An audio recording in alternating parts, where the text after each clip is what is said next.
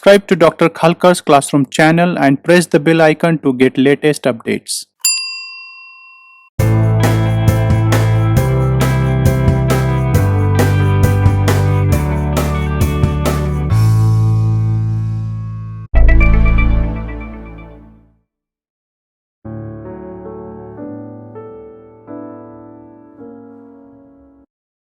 Hello everyone, I hope you are doing great. In my previous lecture video, I have discussed about Unit 2, that is laser and optic fiber. In this lecture video, I am going to discuss about problem solving on the same unit, that is laser and optic fiber. So let's get started.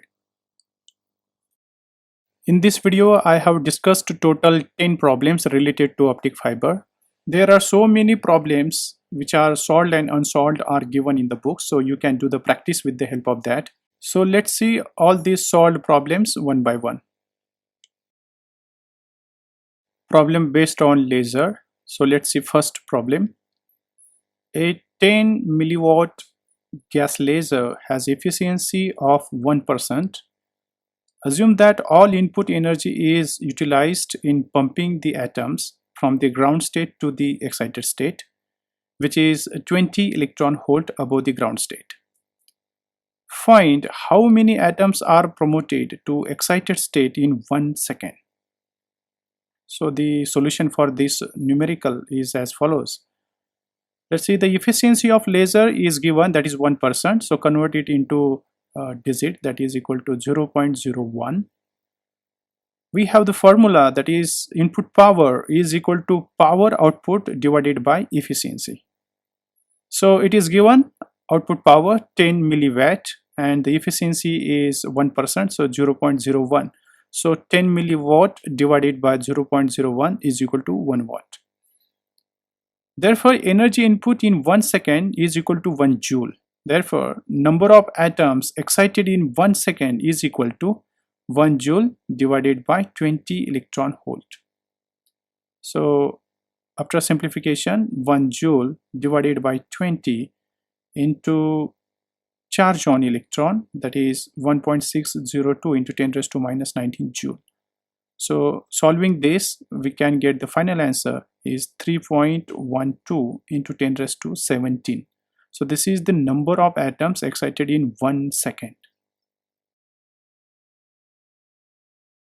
Next, problem number 2. Find the ratio of populations of the two states in gas laser that produces light of wavelength 6328 angstrom unit at 27 degrees Celsius. So the solution for this problem is, the energy difference is given by, we have the formula E2 minus E1 is equal to Hc upon lambda, where E2 is the energy of excited state and E1 is the energy level of ground state. H is a Planck's constant, C is the speed of light, and lambda is the wavelength of light. So at room temperature, we can find out the difference between these two energy states, E2 minus E1, is equal to, by putting the value of Planck's constant and speed of light and the lambda, we can write 6.626 into 10 raised to minus 34 joule second, that is the Planck's constant, into 2.99 into 10 raised to meter per second, divided by the wavelength of the light, which is given 6328 into 10 raised to minus 10 of meter, into 1.6 into 10 raised to minus 19 joule. That is, we have to convert it into electron volt, so we have multiplied this. So after calculating this, we got the answer E2 minus E1 is equal to 1.96 electron volt. Therefore, the ratio of population is given by, we have formula N2 upon N1 is equal to exponential of minus E2 minus E1 upon KT, where N2 is the population, that is number of atoms in the excited state, and N1 is the population of the atoms in ground state, that is N1. And E2 minus E1 is the energy difference between ground state and the excited state, whereas K is a Boltzmann constant and T is a temperature. So temperature is given 27 degrees Celsius. So let's convert it into degree Kelvin. So 300 is there. So N2 upon N1 is equal to exponential in bracket minus 1.96 electron volt divided by Boltzmann constant 8.61 into 10 raised to minus 5 electron volt into temperature 300 Kelvin. So after calculating this, n2 upon n1 is equal to exponential of 75.88. So we got the answer. The ratio is 1.1 into 10 raised to minus 33. So this is the ratio of population of the two states in the gas laser when it produces a wavelength of 6328 angstrom unit at room temperature. Next, problem number 3. A 10 milliwatt laser has a beam of diameter of 1.6 millimeter. What is the intensity of the light, assuming that it is uniform across the beam? The solution of this problem is, the intensity of light is given by intensity I is equal to power of laser, that is P, divided by area of cross section of the beam, that is A. So we have formula I is equal to P upon A, where area is pi r square. So I is equal to P upon pi r square. By simply putting the values in this formula, the power is given, so 10 into 10 raised to minus 3 watt, that is 10 milliwatt, divided by the value of pi is 3.143 times the value of radius, that is r, is given because the diameter is 1.6 millimeter, so it's half, it's a radius, so 0.8 into 10 raised to minus 3 whole bracket square. So after simplification, after solving this, we get the intensity of light I is equal to 4.97 kilowatt per meter square. So this is the intensity of light, assuming that it is uniform across the beam.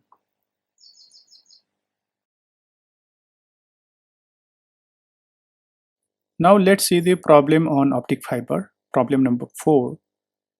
In an optical fiber, the core material has refractive index 1.43 and refractive index of cladding material is 1.4. Find the propagation angle. The solution of this problem is, the propagation angle is given by cos of theta c is equal to n2 upon n1, where n1 is the refractive index of the core and n2 is the refractive index of the cladding. So cos theta c is equal to 1.40 divided by 1.43. Therefore, cos theta c is equal to 0.979. So theta c is equal to cos inverse of 0.979. So finally we got the value theta c is equal to 11.8 degree. So this is the propagation angle. Next problem is problem number 5. In an optical fiber, the core material has refractive index 1.6 and refractive index of cladding material is 1.3. Find the critical angle and angle of acceptance cone. The solution for this problem is as follows.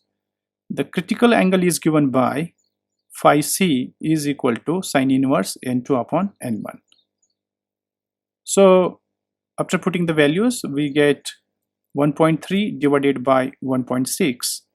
So phi c is equal to sine inverse of 0.8125.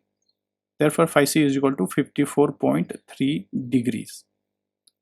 Hence, the acceptance angle is given by theta I max is equal to sine inverse under root of in bracket n1 square minus n2 square.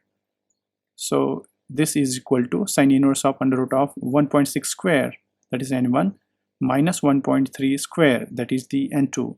So after solving this, we have theta I max is equal to sine inverse 0.87. So theta I max is equal to 60.5 degrees.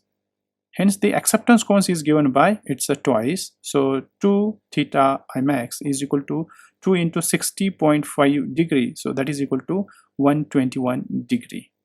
So the critical angle is phi c is equal to 54.3 degree and the acceptance cone is 2 theta I max is equal to 121 degree. So this is the solution of problem number 5. So next is problem number 6.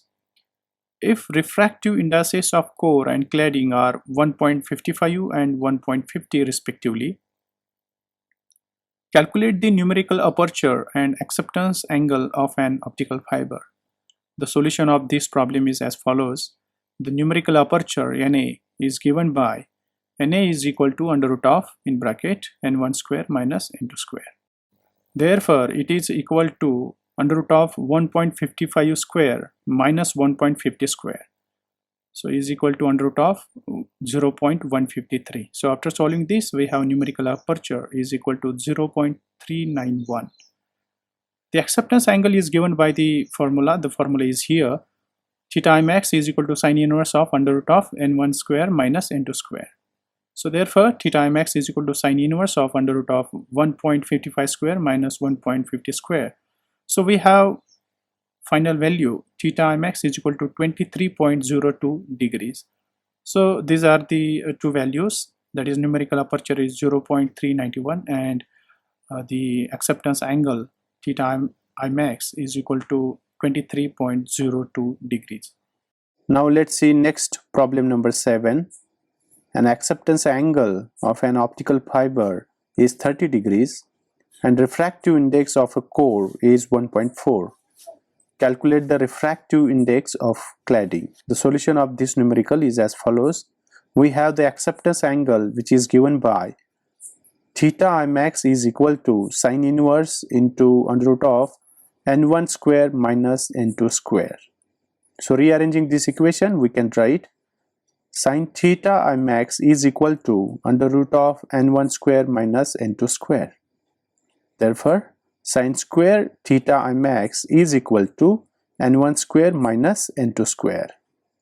Therefore, rearranging this equation again, we can write n2 square is equal to n1 square minus sin square theta Imax. Therefore, n2 is equal to under root of n1 square minus sin square theta Imax.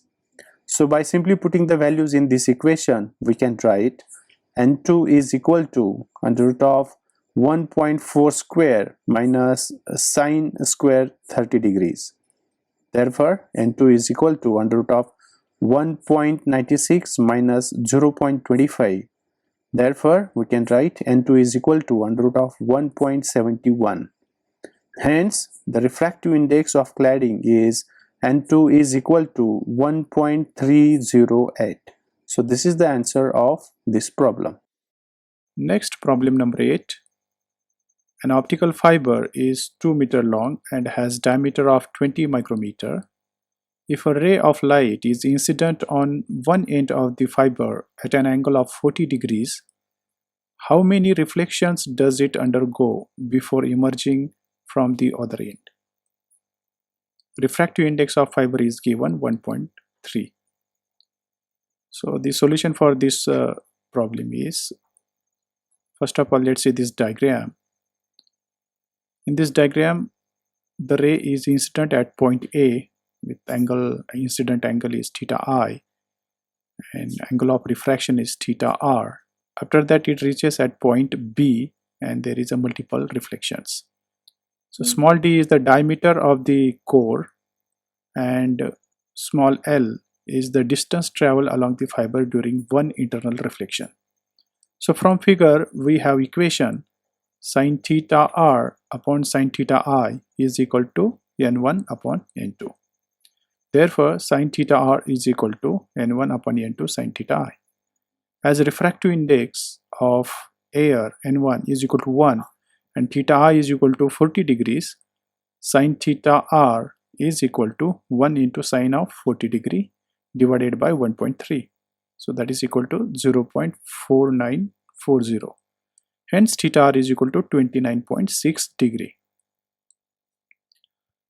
From figure, the distance traveled along the fiber during one internal reflection is small l is equal to small d divided by tan theta r according to this triangle ABC. So therefore, d is 2 into 10 raised to minus 5 meter divided by tan of 29.6 degree, that is equal to 2 into 10 raised to minus 5 meter divided by 0.568. So after calculating this equation, we get L is equal to 3.52 into 10 raised to minus 5 meter. Therefore, number of reflections in the cable is capital N is equal to total length of the cable divided by small l. So therefore, capital N is equal to 2m divided by 3.52 into 10 raised to minus 5. Here 2 meter is a length of the fiber. So after calculating this, we get capital N is equal to 56,818. Next is problem number 9. What is the attenuation in dB per kilometer if 15% of the power fed at the launching end of a 500 meter fiber is lost during propagation? The solution for this problem is as follows.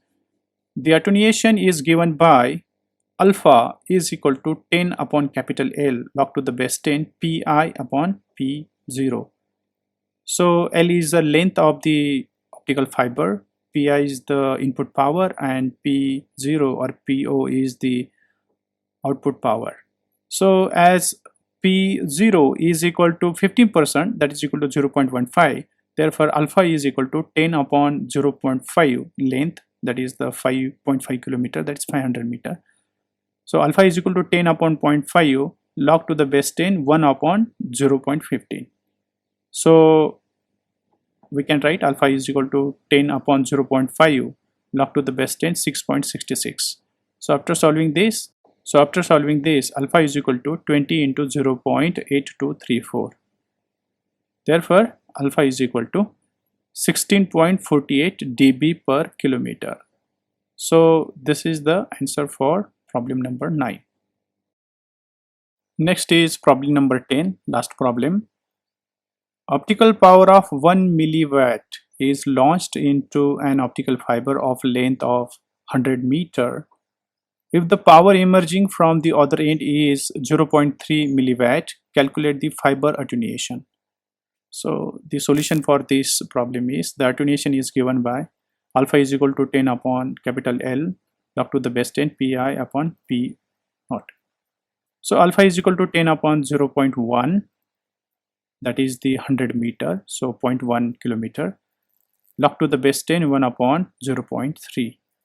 So therefore alpha is equal to 10 upon 0.1 log to the base 10 into 3.33. So alpha is equal to 100 into 0.5228. Therefore alpha is equal to 52.28 dB per kilometer. So this is the solution of problem number 10. So there are several solved and unsolved problems you can find in any book, any reference book or any textbook. So do the practice for the numericals similar to this. So this is all about problem solving on unit number 2, that is laser and optic fiber. In my next lecture video, I'm going to discuss about unit number 3, that is wave mechanics. So please don't miss my upcoming lecture video. Thank you. Below this video, in the description, the link of important information related to this video is given. Please go through it. Please like and share this video and subscribe to Dr. Khalkar's Classroom channel to get the notifications about my upcoming videos. Thank you.